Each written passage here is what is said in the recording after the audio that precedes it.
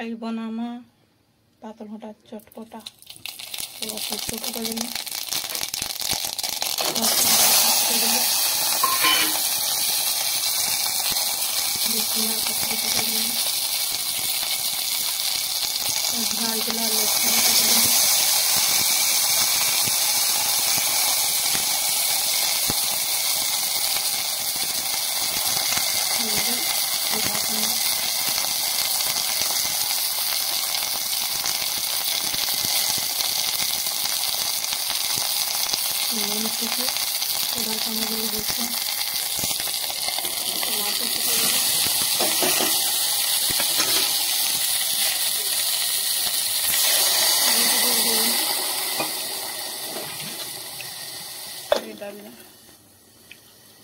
लो आँचले देखुन इटा केते सुंदर हो गलान